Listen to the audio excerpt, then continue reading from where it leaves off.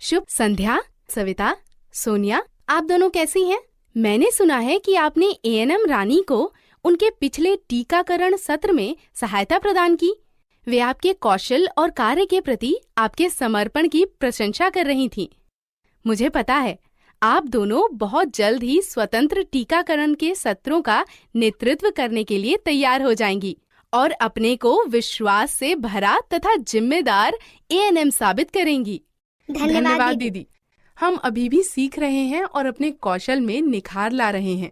आपके सत्र की कोई ऐसी घटना याद है विशेष रूप से जिसे आप साझा करना पसंद करेंगी? जी दीदी, एक दिन ऐसा एक मामला आया था जिसमें टीकाकरण के उपरांत एक शिशु के शरीर पर लाल चकत्ते उभर आए और उसने जोर जोर से सांस लेना शुरू कर दिया। अच्छा, उसके बाद क्या हुआ? रानी दीदी ने उस शिशु को तुरंत एड्रेनलिन की एक खुराक दी और एम्बुलेंस बुलवा ली। लेकिन क्या आप जानती हैं, एम्बुलेंस के आने से पहले उस शिशु में ठीक होने के लक्षण दिखाई देने लगे थे। रानी दीदी ने अपने फोन से चिकित्सा अधिकारी को इस मामले के बारे में बताया और उस शिशु को पीएचसी भेज दिया। और हमने रानी दीदी से सुना कुछ ही दिनों पहले कि वो शिशु पीएचसी से अगले दिन ही डिस्चार्ज हो गया था और अब ठीक है। बहुत अच्छा।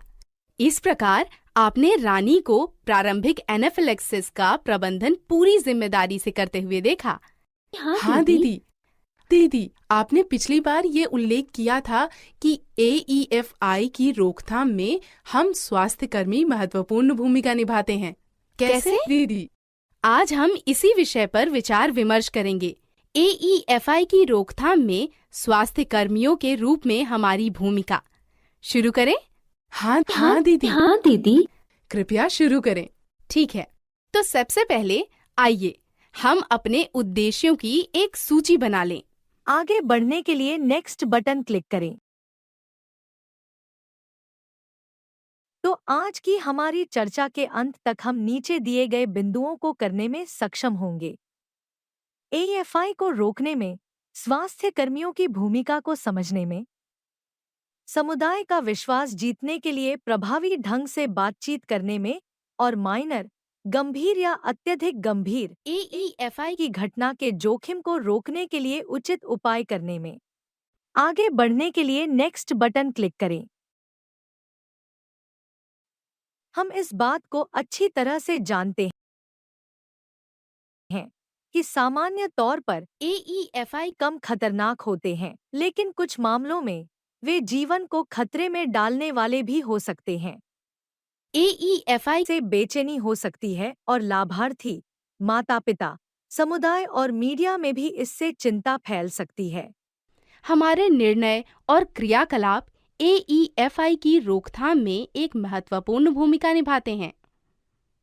टीकाकरण के कार्यक्रम में समुदाय का विश्वास और भरोसा बनाए रखने के लिए स्वास्थ्यकर्मी के रूप में हम भी जिम्मेदार हैं।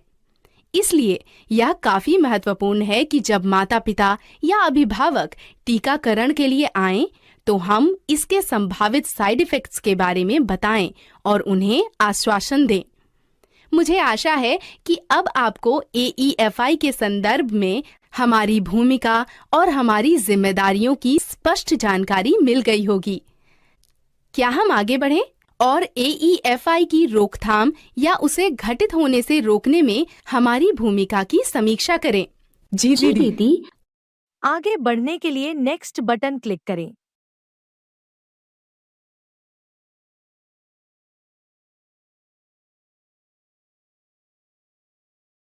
ठीक है, सोनिया, क्या आप हमें बता सकती हैं कि कौन से एईएफआई की रोकथाम हो सकती है?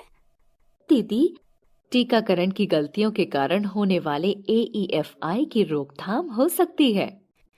सही, टीकाकरण की गलतियों के कारण होने वाले एईएफआई रोकथाम के लायक हैं। यह भी नोट करें कि अन्य एईएफआई की भी रोकथाम संभव है या उन्हें कम किया जा सकता है। लेकिन कैसे?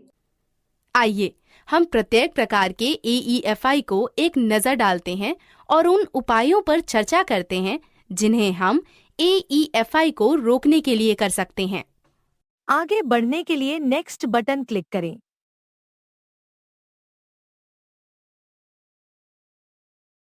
वैक्सीन से होने वाले मामूली रिएक्शन वैक्सीन के साथ हमारे सामान्य रोग प्रतिरोधक क्षमता की प्रतिक्रिया का एक हिस्सा है, सही है?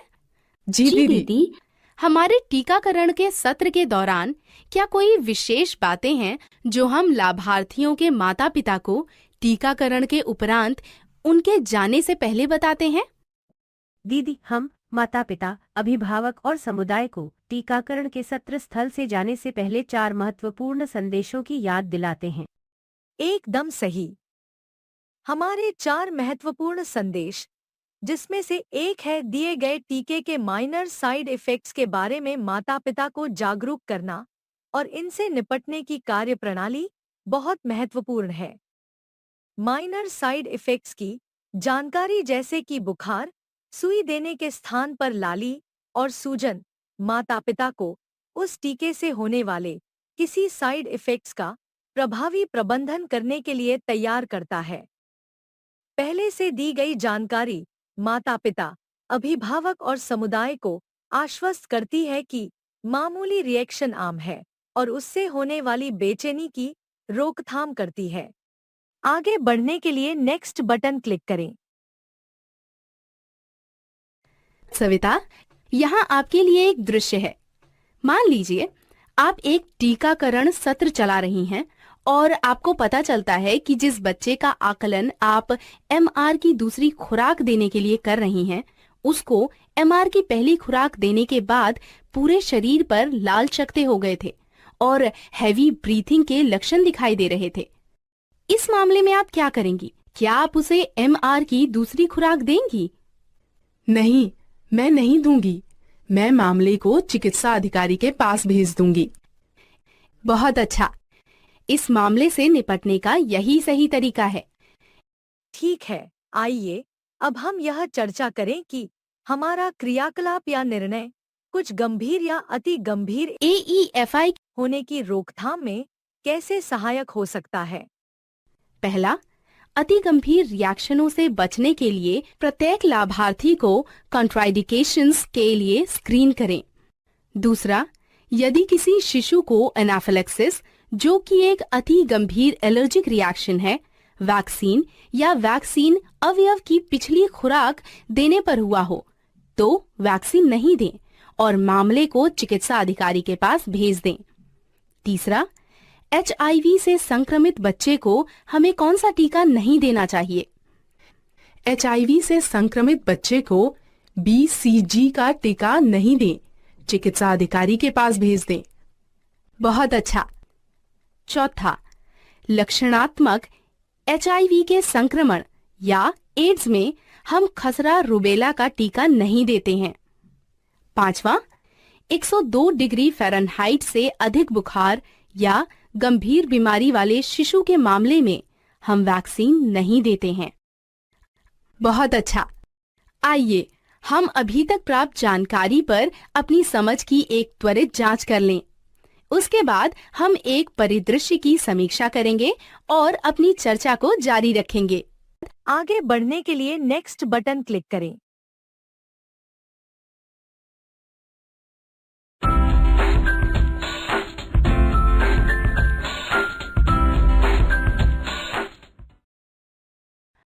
प्रत्येक वक्तव्य को ध्यान से पढ़ें और सही या गलत का चयन करें।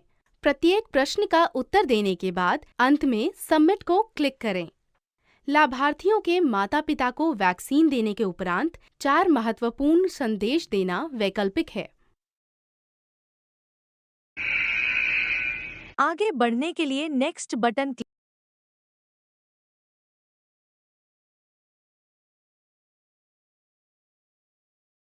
लाभार्थियों के माता-पिता को वैक्सीन देने के उपरांत 4 महत्वपूर्ण संदेश देना वैकल्पिक है।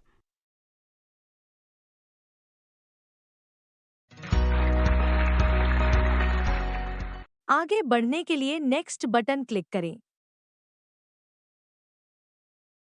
यदि उसी वैक्सीन या वैक्सीन के अवयव की पिछली खुराक से किसी शिशु को एनाफिलैक्सिस हुआ हो, तो उसे वैक्सीन नहीं दिया जाना चाहिए।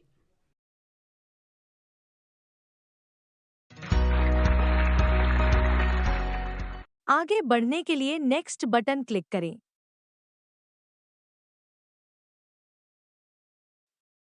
माइनर बुखार या दस्त रोग, डायरिया से ग्रस्त बच्चे को वैक्सीन नहीं दी जानी चाहिए।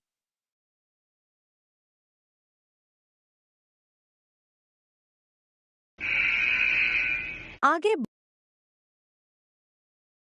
रोग, डायरिया से ग्रस्त बच्चे को वैक्सीन नहीं दी जानी चाहिए।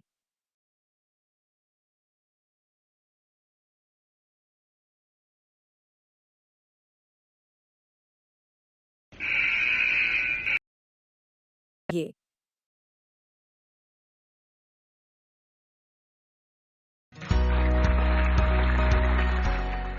आगे बढ़ने के लिए नेक्स्ट बटन क्लिक करें।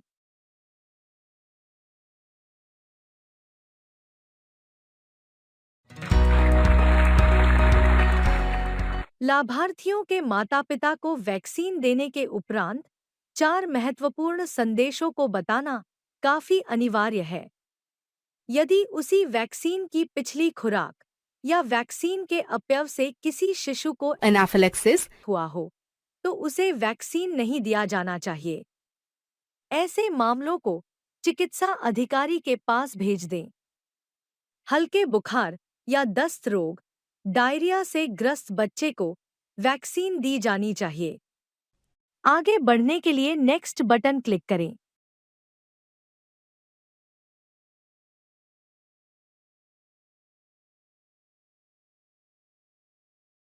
ठीक है, बहुत अच्छा। आइए अब हम देखें एएनएम गीता एक शिशु को बीसीजी का टीका दे रही हैं। आप क्या सोचती हैं, क्या इंजेक्शन ठीक तरीके से दिया गया था? दीदी, एएनएम गीता ने इंजेक्शन ठीक तरीके से नहीं दिया। टीके को 15 डिग्री के कोण के साथ देना चाहिए था।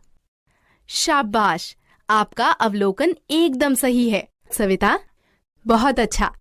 चूंकि इंजेक्शन गलत तरीके से दिया गया था, इसलिए इससे स्थानीय रिएक्शन या फोड़ा हो सकता है, या जिसे हम टीकाकरण में हुई गलती से संबंधित रिएक्शन कह सकते हैं।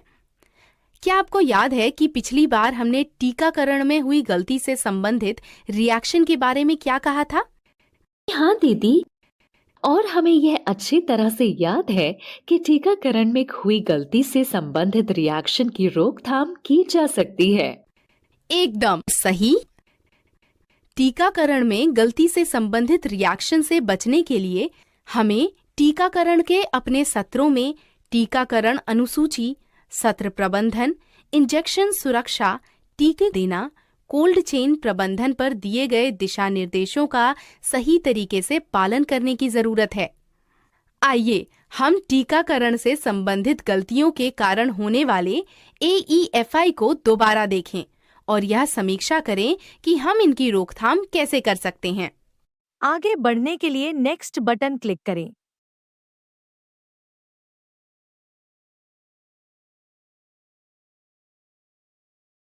पहला, वैक्सीन और डाइल्यूएंट के गलत रखरखाव से होने वाली टीकाकरण की गलतियां।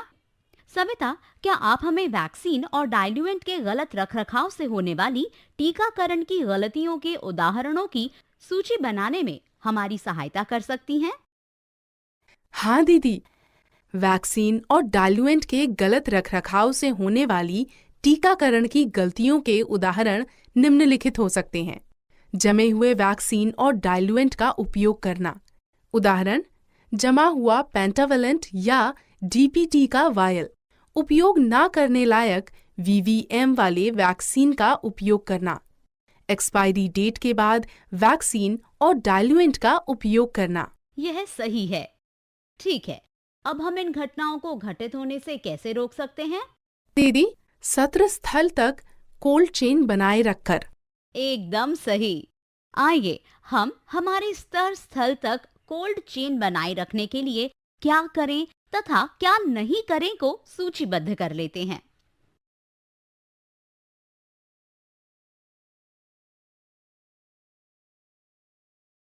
वैक्सीन कैरियर में 4 सील बंद condition ice packs, vaccine vial और डाइल्यूएंट है। दूसरा, टीके के उत्पादक का नाम, बैच संख्या, वीवीएम की स्थिति तथा एक्सपायरी डेट को टैली शीट में नोट कर लें। तीसरा, डाइलुएंट के उत्पादक का नाम, बैच संख्या तथा एक्सपायरी डेट को टैली शीट में नोट कर लें। चौथा, बीसीजी, एमआर, आरवीवी और ओपीवी की खुली हुई वैक्सीन वायल्स को आइस पैक्स पर रखें। पांचवा, DPT, hepatitis B, pentavalent, IPV, PCV तथा टीडी के वायलों को आइस पैक पर नहीं रखें। सोनिया, क्या आप उन स्थितियों की समीक्षा करने में हमारी सहायता कर सकती हैं जिनमें हमें वैक्सीन की किसी वायल का उपयोग नहीं करना चाहिए? जरूर दीदी, हमें वैक्सीन की वायल की जांच करनी चाहिए और निम्नलिखित मामलों में उनका उपयोग नहीं करना चाहिए। वैक्सीन की वायल जमी हुई है या उसमें झाग या कोई बाहरी वस्तु आ गई है, वीवीएम डिस्कार्ड पॉइंट तक पहुंच चुका है या उसे पार कर चुका है, एक्सपायरी डेट बीत चुकी है, वायल पर कोई लेबल नहीं है या लेबल आंशिक रूप से फटा हुआ है या लेबल की लिखाई पढ़ने योग्य नहीं है, वायल को खोलने की तारीख और समय का उल्लेख नहीं किया गया है। आगे बढ़ने के लिए नेक्स्ट बटन क्लिक करें। आइए हम वैक्सीन के चयन में त्रुटि या उसके उपयोग निर्देशों का सही तरीके से पालन नहीं होने से होने वाली टीकाकरण की गलतियों के अगले सेट की ओर बढ़ें। सोनिया, क्या आप 2 घटनाओं की पहचान कर सकती हैं जिनके कारण टीकाकरण में होने वाली ऐसी गलतियां हो सकती हैं? दीदी, पहला, जब कॉन्ट्राइंडिकेशंस को अनदेखा किया जाता है। दूसरा, जब टीकाकरण संबंधी निर्देशों का पालन नहीं किया जाता, जैसे कि वैक्सीन की गलत खुराक या सारणी के मामले में। बहुत अच्छा सोनिया, क्या कोई विचार है कि इन घटनाओं को कैसे रोका जा सकता है? दीदी, हमें निम्नलिखित कार्य करना चाहिए। पहला, टीकाकरण से पहले संभावित कॉन्ट्राइंडिकेशंस के लिए लाभार्थियों का आंकलन करें। यदि किसी शिशु को वैक्सीन की पहली खुराक से एनाफिलेक्सिस हुआ हो या गंभीर एलर्जिक रिएक्शन हुआ हो, तो हमें वैक्सीन नहीं देना चाहिए और उस शिशु को चिकित्सा अधिकारी के पास भेज देना चाहिए। दूसरा, टीकाकरण सत्र स्थल से जाने से पहले माता पिता या अभिभावकों को 4 महत्वपूर्ण संदेश दें। तीसरा, टीकाकरण के उपरांत किसी प्रकार की AEFI के पर्यवेक्षण के लिए लाभार्थी को 30 मिनट तक प्रतीक्षा करने के लिए कहें। बहुत अच्छा। इनके अतिरिक्त बच्चे को दिए जाने वाले टीके सही हैं यह सुनिश्चित करने के लिए टीकाकरण सारणी का पालन करें। टीकाकरण सारणी का पालन करना AEFI के घटित होने से रोकथाम में सहायता करता है।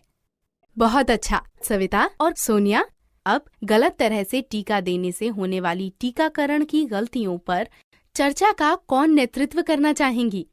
आगे बढ़ने के लिए नेक्स्ट बटन क्लिक करें।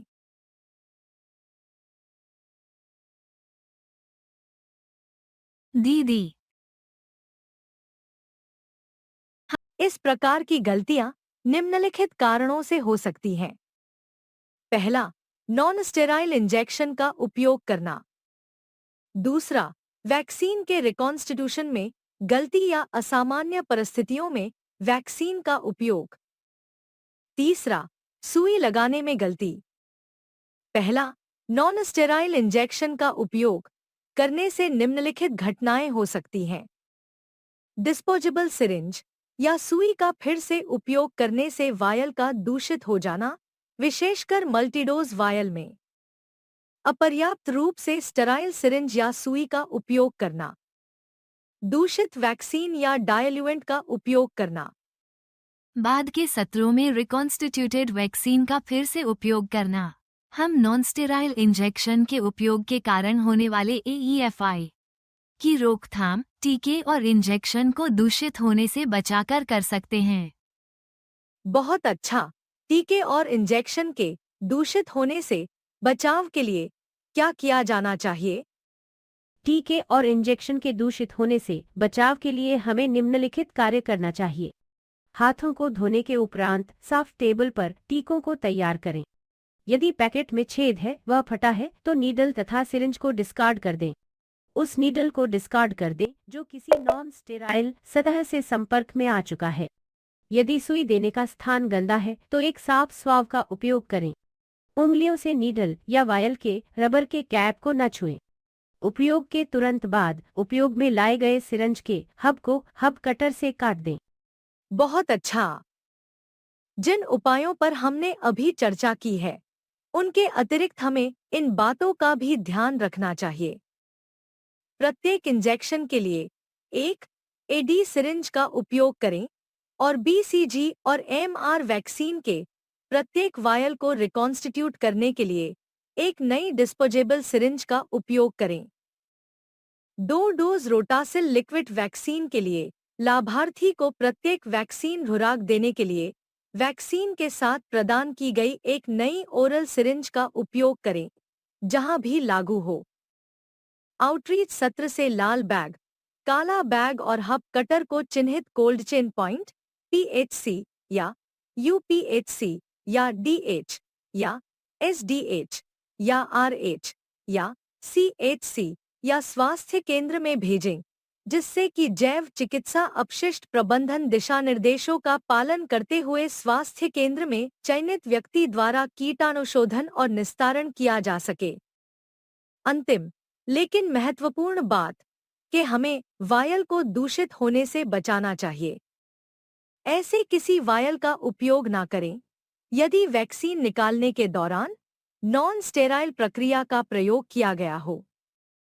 यदि वायल खुला है और पानी के भीतर रह चुका है, अर्थात पानी भरे हुए वैक्सीन कैरियर से निकाला गया है, इसमें कोई दरार या लीक है।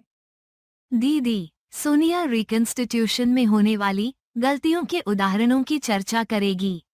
रिकॉन्स्टिट्यूशन में गलती या असामान्य परिस्थितियों में वैक्सीन का उपयोग के परिणामस्वरूप वैक्सीन को अपर्याप्त तरीके से हिलाना, गलत डाइल्यूएंट के साथ रिकॉन्स्टिट्यूशन, वैक्सीन या डाइल्यूएंट की जगह अन्य ड्रग इस्तेमाल करना, वैक्सीन का उपयोग करना जिसका रंग बदला हो, धुंधलापन हो या उसके अंदर अन्य पदार्थों हो। रिकॉन्स्टिट्यूशन में गलतियों की घटनाओं की रोकथाम करने के लिए हमें निम्नलिखित कार्य करना चाहिए। हमेशा देने के लिए सही वैक्सीन के उपयोग को सत्यापित करें और रिकॉन्स्टिट्यूशन के लिए सही डाइल्यूएंट का उपयोग करें। वैक्सीन के उस बैच के लिए केवल उत्पादक के द्वारा उपलब्ध कराए गए डाइल्यूएंट का ही उपयोग करें। इसके उपरांत हमें निश्चित रूप से करना चाहिए। ये सुनिश्चित करें कि वैक्सीन के समान तापमान पर रहे, 2 डिग्री सेल्सियस से 8 डिग्री सेल्सियस तक।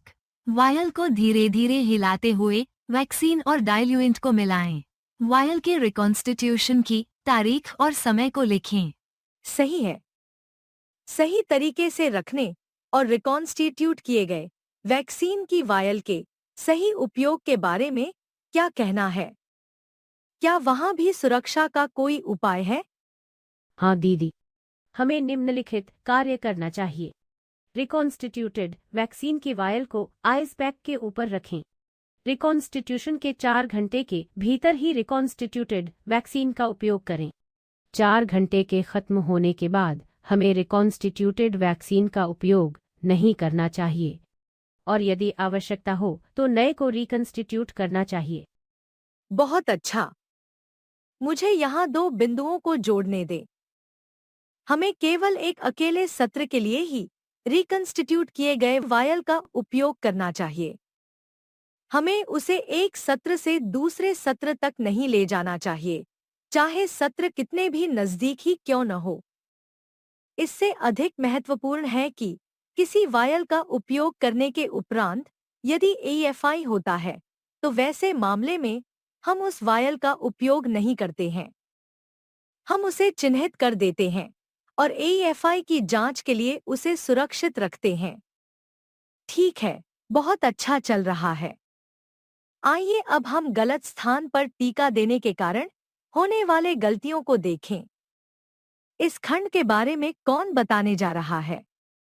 दीदी, गलत स्थान पर या मार्ग से टीका देने के परिणाम स्वरूप होने वाली गलतियों के उदाहरण निम्नलिखित जैसे हैं।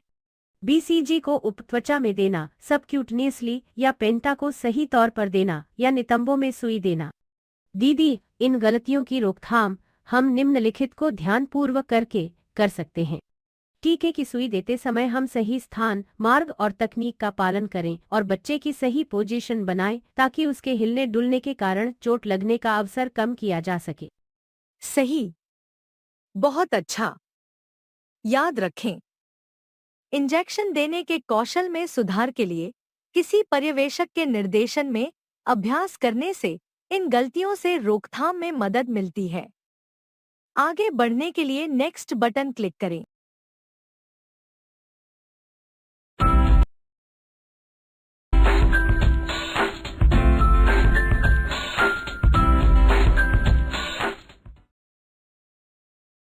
बाईं तरफ दिए गए प्रत्येक टीकाकरण की गलती का मिलान दाहिनी तरफ उसके घटित होने से रोकथाम के लिए की जाने वाली एक कार्यवाही से करें।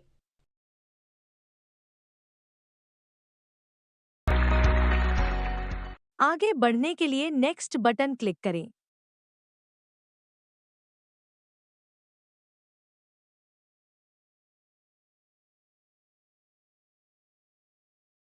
ठीक है।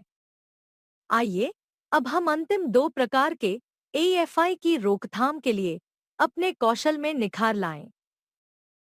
टीकाकरण तनाव प्रतिक्रियाओं, जिसका कारण वैक्सीन के बजाय इंजेक्शन का डर या दर्द होता है, और संयोग से हुई घटनाएं।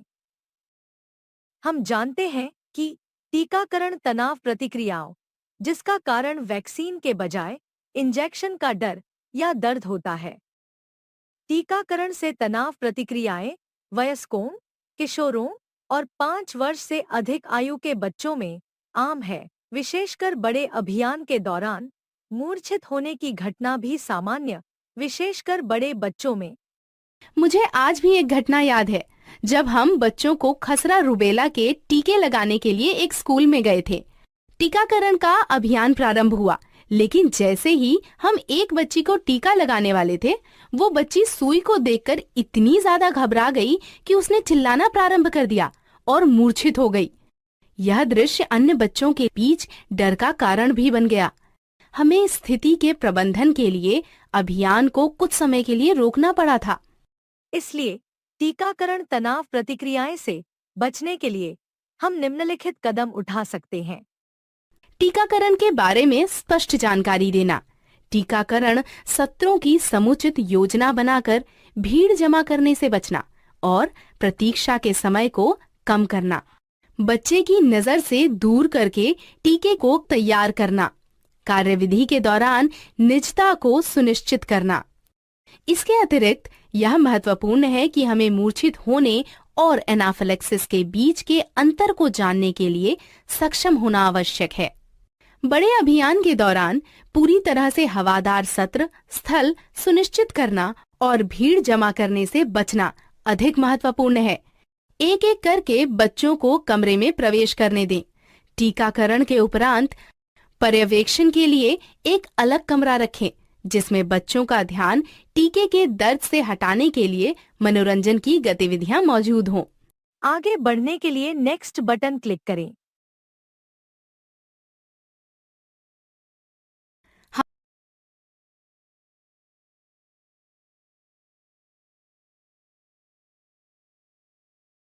हमारी चर्चा के अंतिम खंड में आपका स्वागत है।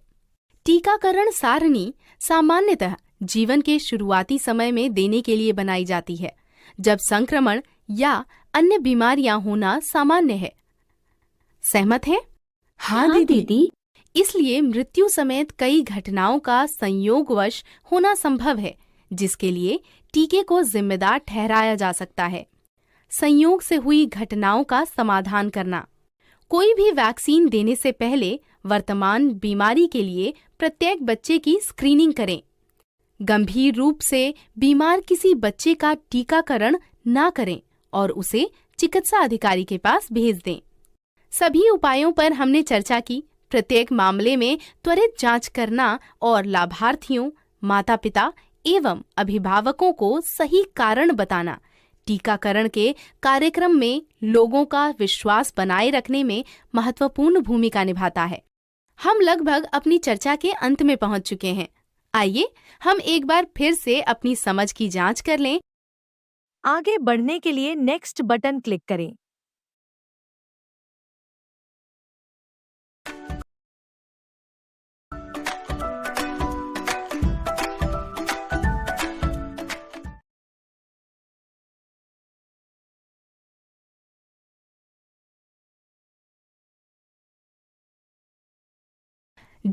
जिला अस्पताल 5 वर्षों से कम अनुभव वाले स्वास्थ्य कर्मियों के लिए द राइजिंग हेल्थ स्टार प्रतियोगिता आयोजित कर रहा है।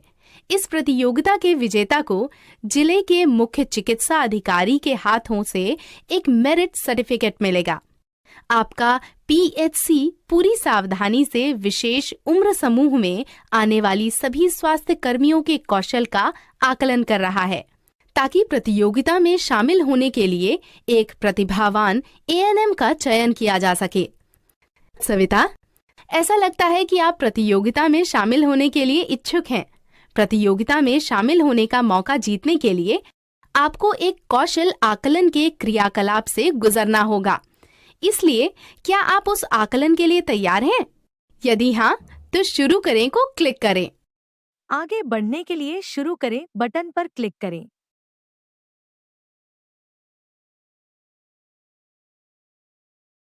खाली स्थानों में सही शब्दों या शब्द समूहों को खींचकर लाएं और खाली स्थानों को भरें। एक बार पूरा करने के बाद सबमिट को क्लिक करें। टीका देने में गलती डैश का उपयोग करने के कारण हो सकती है, विशेषकर मल्टी डोज वैक्सीन वायल के मामले में। रिकॉन्स्टिट्यूशन में होने वाली गलती की किसी घटना। आगे बढ़ने के लिए नेक्स्ट बटन क्लिक करें।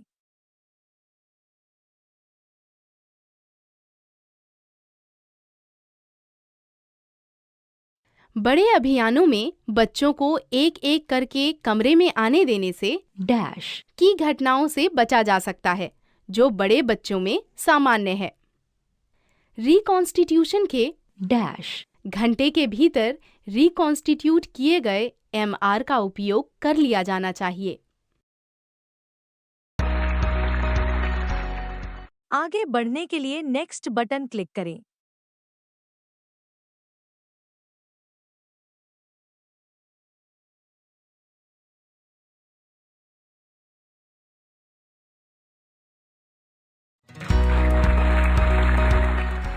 टीका देने में गलती नॉन स्टेराइल इंजेक्शन का उपयोग करने के कारण हो सकती है, विशेषकर मल्टी डोज वैक्सीन वायल के मामले में। रिकॉन्स्टिट्यूशन में होने वाली गलती की किसी घटना की रोकथाम के लिए यह सुनिश्चित करें कि वैक्सीन के उस बैच के लिए उत्पादक द्वारा उपलब्ध कराए गए डायल्यूएंट का ही उपयोग किया जाए। बड़े अभियानों में बच्चों को एक एक करके कमरे में आने देने से टीकाकरण से तनाव प्रतिक्रियाएं की घटनाओं से बचा जा सकता है, जो बड़े बच्चों में सामान्य है। रिकॉन्स्टिट्यूशन के 4 घंटे के भीतर रिकॉन्स्टिट्यूट किए गए एमआर का उपयोग कर लिया जाना चाहिए। आगे बढ़ने के लिए नेक्स्ट बटन क्लिक करें।